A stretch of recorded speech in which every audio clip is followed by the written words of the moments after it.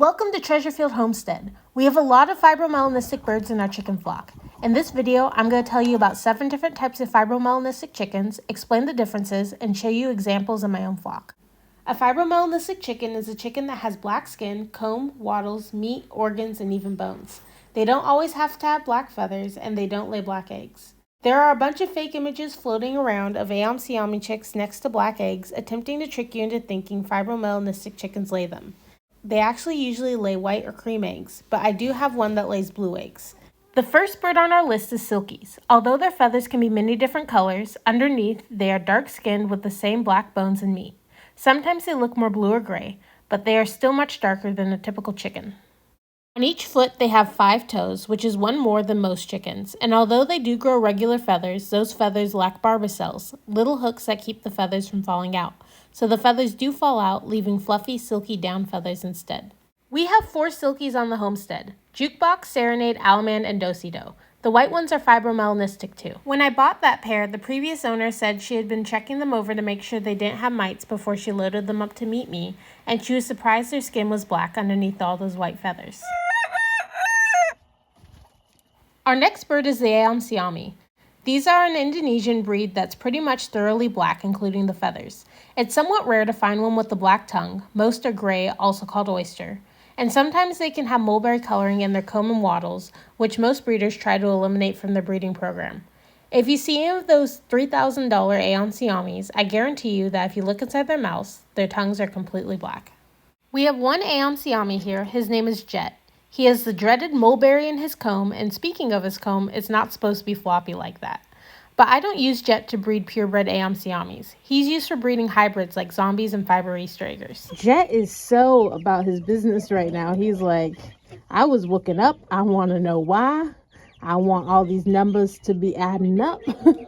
1, 2, 3. Another Fibro-Melanistic breed you may have heard of is a Svarthona, also known as a Swedish black hen. I'm going to be using the 2 names interchangeably. Svarthona translates to black hen. The theory is that Ayam Cemanis were imported to Scandinavia hundreds of years ago and were raised in Sweden and Norway, adapting to become more cold-hardy. They are less likely to get frostbite than the Ayam Cemani. Greenfire Farms has imported 2 unrelated groups from Scandinavia, and most, if not all, American Svarthonas are descendants of those birds. I have a Svarthona breeding pair I purchased as chicks from them. The rooster's name is Shadow, and the hen's name is Edge of Night. It's a reference to the song Pippin sings at the end of the Return of the King movie. Swedish black hens look exactly like Ayam Cemanis. Some claim they can visually tell the difference, but I have doubts. Shadow looks like a smaller version of Jet, but he's still growing. The only difference aside from size is that Shadow has a red leg band and his comb isn't floppy. Earlier I mentioned a hybrid called a zombie.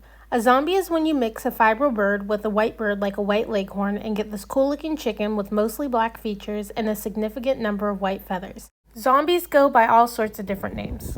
I don't have any yet, but I do have white leghorns. The other hybrid I mentioned is a Fibro-Easter egger. I have 2 white colored hens that lay blue-green eggs. They seem to be leghorn mixes. One is named KFC, the other is Piper. Piper and Jet had 2 chicks this spring. Surprisingly, one of the chicks was almost completely white while the other was almost entirely black. I named the white chick Cloud and the black one Shade. This was another reference to the Edge of Night song Pippin sings. Cloud had some black spots that went down to the skin at least. Shade had a lot of white on her toes, although she doesn't anymore. Cloud and Shade hatched the day before Edge of Night and Shadow did, but Shade grew faster and larger than Edge of Night. I don't know if this is because of her father's genetics or her mother's. Cloud ended up being a rooster and Shade ended up being a hen. Cloud was sold as a free extra with a more expensive rooster. Shade is a Fibro-Easter egger. In my opinion, she's one of the nicest birds in our flock. She has her father's looks and her mother's ability to lay beautiful eggs. I bred her with my favorite rooster Happy, who I hatched out of a grocery store egg. I will be incubating Shade and Happy's eggs soon. Unfortunately, Happy was recently killed by an owl, leaving Shade without a rooster.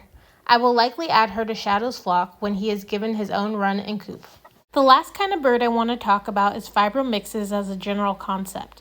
These are birds that may be partially or completely Fibro-Melanistic, but they are mixes of some sort. Technically, the zombies and Fibro-Easter eggers would fall into this category. This hen is Rosemary. She is partially Fibro-Melanistic, her comb is gray and red, and she has black-gray legs. I don't know her breed. I made a video about her where I explore my theories about it. The rooster I suspect to be her father was an Old English game bantam mix. His legs were kind of gray looking, but he had red comb and wattles. It's not uncommon for chickens to have black or gray legs and not be fibro-melanistic. Honestly, she's a mystery. Another example of a fibro mix is Twilight. Twilight was the offspring of Jet and an Easter egger of mine named Bojangles. It was an accidental breeding. Bojangles is super aggressive, so even though she lays some of the nicest eggs we get here, I did not want her producing offspring. But a broody hen got a hold of one of Bojangles' eggs and incubated it anyways.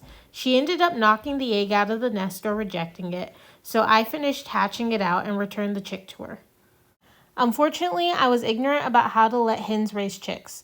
The hen that sat on Twilight had raised chicks before, so I wasn't worried, but I should have been. I don't want to get into details in this video, but Twilight was tragically murdered by her flock shortly after hatching. The last bird is All Shall Fade. All Shall Fade is the last line of Pippin's song. Fade is the offspring of Shadow and one of my cinnamon queen hens, Liberty. Liberty was in a breeding pen with Happy and Shade, but I let them out to free range during a heat wave, and Shadow bred with Liberty despite her attempts to avoid him. I incubated one of her eggs, and I was hoping it would be Happy's, but it came out completely black, and I knew good and well who the father was. I don't know if All Shall Fade is male or female yet. The comb is well developed, but that can be misleading. He or she is growing fast. Rosemary is a good mom. She even teaches her chicks how to play chess, so I know Fade will grow up to be a smart bird. And that's it! 7 kinds of fibro-melanistic birds and the differences between them. Thanks for watching the entire video. I hope you found it helpful. Let me know in the comments if you have any questions. Goodbye!